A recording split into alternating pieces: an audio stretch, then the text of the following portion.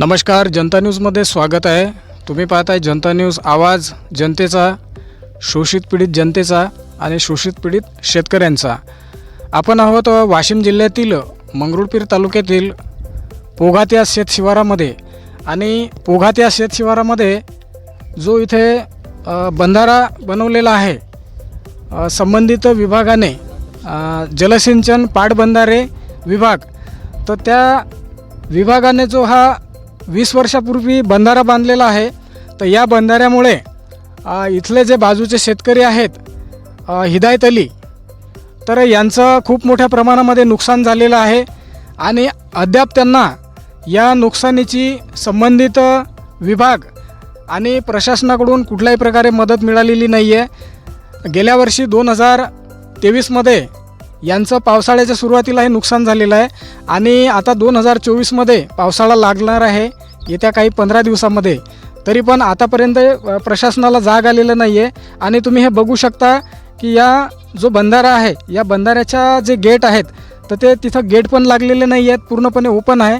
परंतु पूर्णपणे ओपन असूनही त्या गेटच्या अलीकडे जे तुम्ही बघताय तिथे लाकड फाटे किंवा माती वगैरे साचलेली असल्यामुळे पाण्याचा जो आउटलेट आहे, तो आउटलेट इथं थांबून या ठिकाणी जे पाणी आहे ते पूर्णपणे टर्न होऊन पाण्याने संपूर्ण यांचं जे शेत आहे ते पूर्णपणे जी माती आहे शेताची ती पूर्णपणे वाहून गेलेली आहे आणि त्याचं नुकसान झालेलं आहे. 1 वर्षापासून हिदायत अली हे प्रशासनाकडे आपली व्यथा आणि कथा सांगत आहेत, परंतु आतापर्यंत प्रशासनाला जाग येत नाही आहे आणि त्यांना कुठल्याच प्रकारची अजून मदत मिळालेली नाही आहे. तरी पण संबंधित विभागाने याकडे लक्ष द्यावे आणि तांत्रिकदृष्ट्या ज्या काही चुका झाल्या असतील त्या चुका दुरुस्त करून जे काही संबंधित विभागाचे उच्च अधिकारी आहेत त्यांनी या ठिकाणी घटनास्थळी येऊन यांचं जे नुकसान आहे हे नुकसान त्यांना भरून द्यावं अशी त्यांची मागणी आहे. या ठिकाणी आपण त्यांच्याशी पण बातचीत करणार आहोत आणि त्यांना पण आपण विचारणार आहोत की नेमकं त्यांचं काय नुकसान झालं आणि प्रशासनाकडे त्यांची काय मागणी आहे. तुम्ही बघू शकता हा त्यांचा धुरा आहे. या धुऱ्यापासून तर मिनिमम ते जे दिसतंय आपल्याला तिथपर्यंतचं शेत आहे आणि तिथपर्यंत पूर्णपणे शेत पाण्याच्या ओढ्यामध्ये यांचं पूर्णपणे वाहून गेलेलं आहे. वेळोवेळी त्यांनी 1 वर्षापासून ते संबंधित विभागाला, संबंधित प्रशासनाकडे गेल्या 3 वर्षापासून ते प्रशासनाकडे याची व्यथा मांडत आहेत, परंतु अद्याप त्यांना कुठल्याही प्रकारचा प्रशासनाकडून मदत मिळालेली नाही आहे. आता काही दिवसामध्ये 15 ते 20 दिवसामध्ये पावसाळा लागणार आणि परत पावसाच्या ओढ्यामुळे आणखी त्यांचं नुकसान होण्याची जास्तीत जास्त शक्यता आहे. तरी पण संबंधित जे अधिकारी असतील, सिंचन विभाग, पाटबंधारे विभाग, तर त्या संबंधित विभागातील अधिकाऱ्यांनी या ठिकाणी यावं आणि तांत्रिकदृष्ट्या या ठिकाणी जे काही त्यांना करता येईल जेणेकरून हिदायत अली यांच्या शेताचं कुठलंही नुकसान होणार नाही. आप अपना पहले नाम बताइए, आपका नाम क्या है? मेरा नाम मीर हिदायत अली, माजी पुलिस पाटिल पोघात. अच्छा, ये जो नुकसान हुआ अभी, हाँ। बराबर है? तो गए साल नुकसान हुआ ये? हाँ, ये कई साल हुआ, गए साल 2023 में, नुकसान है। बराबर है? 2023 में जो आपका खेत है ये पूरा बह के गया, बराबर है? तो आपने फिर किसके पास इसकी कंप्लेंट की, किसके पास गए थे आप किसके पास गए थे? हमने 15 अधिकारियों के, मंत्री, जंतरी, कलेक्टर, एसडीओ और मंगरुलपीर जल संधारण विभाग, तहसील, एसडीओ, ऐसे 15 अधिकारियों के पास रजिस्ट्रेशन अंडर पोस्टिंग की है हमने.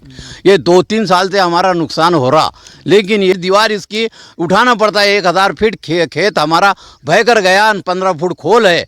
ये हमारी मांगनी है. ये मांगनी 3 साल से हमारी पूरी हो रही नहीं, लेकिन ये साल में मंगरुलपीर के उप विभागीय जल संधारण अधिकारी, लघु पाटबंधारे उप विभाग, जिला परिषद उप विभाग मंगरुलपीर, इन्होंने हमारे काम को, आचार संहिता को पीछे रखकर इन्होंने हमारे काम को कुछ ना कुछ लाइन पर लाया है.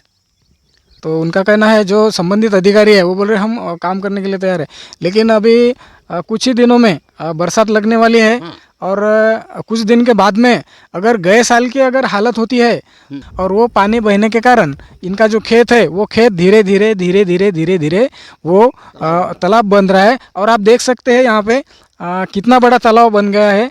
अगर इस साल में प्रशासन ने इस पर ध्यान नहीं दिया तो इससे भी ज़्यादा ये जो हिदायत अली है इनका नुकसान हो सकता है।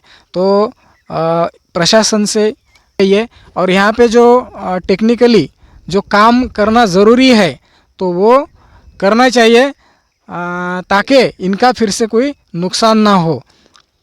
जो अधिकारी है अभी आपने उनके पास गए, आप यहाँ पे मुख्यमंत्री आए थे, हाँ। जिलाधिकारी आए थे, जिलाधिकारी बराबर है। की अभी मैंने सुना आपको क्या लगता है ये साल भी आपका नुकसान होगा? ये साल हमारा नुकसान नहीं होगा, बल्कि हमारा जो अभी 15 फीट 1000 फुट लंबा 15 फीट खोल जो खेत अभी गया हुआ है, ये हमारा खेत पूरा तालाब बन सकता है। मैं 72 वर्षीय का आदमी हूँ, मेरी पत्नी 100% मुख बगीर है और मैं अब बुढ़ापे में इस काम को कर नहीं सकता। अगर मेरा काम नहीं ये करे तो मेरे को ये ऑफिस के सामने जान देने के सिवा कुछ काम नहीं रहेगा बाकी। और मैं बहुत परेशान हो गया, 3 साल से मैं ये अधिकारियों के पीछे घूम रहा, मेरा काम करे नहीं। मेरी विनती है कि मेरा काम आचार संहिता को पीछे रखकर और मेरा काम को जल्दी से जल्दी कर दिया जाए, ये मेरी विनती है आपसे।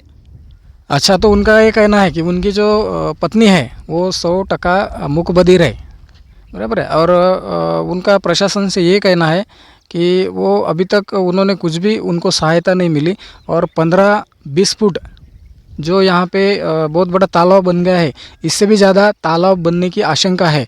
इस साल अगर कुछ गवर्नमेंट ने, प्रशासन ने नहीं कुछ किया तो इनका और भी ज़्यादा नुकसान हो सकता है।